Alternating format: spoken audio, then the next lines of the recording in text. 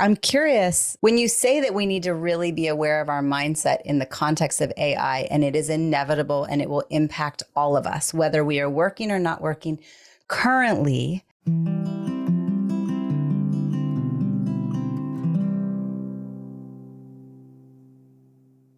what are the ways in which AI is already being utilized that we probably don't even realize?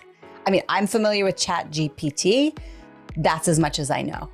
There's a lot of different AI tools out there and apps out there that are being utilized in a more specialized way. ChatGPT is the most common one. Like, I've used it to literally write vacation packing lists. So I think what's going to happen in most organizations that are more forward thinking, again, whether you're an entrepreneur, whether you're in your career, whether you're leaning into your home life in this season, what's going to happen is that there will be an identification of the key problems that need to be solved within that business line, whether it's marketing, sales, operation, technology, research. I mean, ChatGPT 4 can pass the bar exam with 90% accuracy.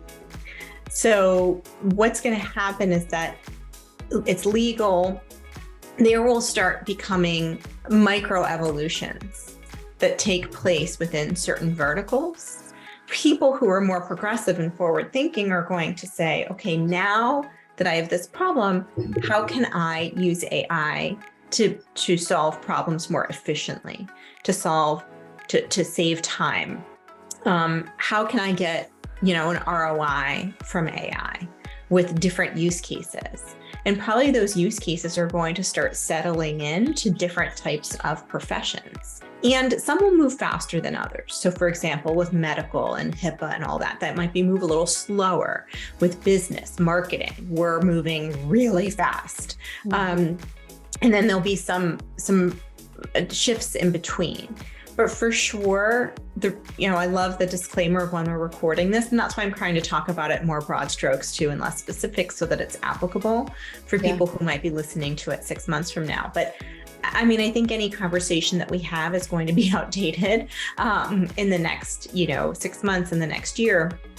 And, Maraya, I liken it to 20 years ago. Oh my gosh, 20 something years ago, 22, 23 years ago.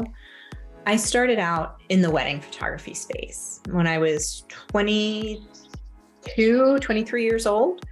So, oh my gosh, I guess like half my life ago, I was a wedding photographer, a couple of years out of college. And right when I started in wedding photography, there was this big debate on film versus digital.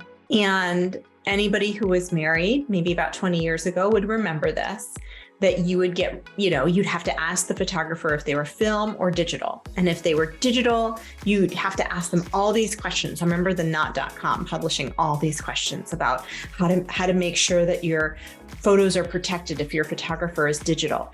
And I remember having all of these articles published because I was very much on the forefront of digital.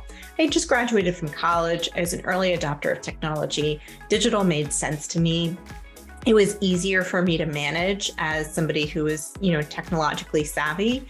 And I would say, well, what if your film gets ruined? That happens too, and so we would have these huge, big debates, and there would be big online arguments happening between the photographers. As an early adopter of digital, I had photographers driving hours and hours to come see me and look at my quality of my prints and talk to me about it.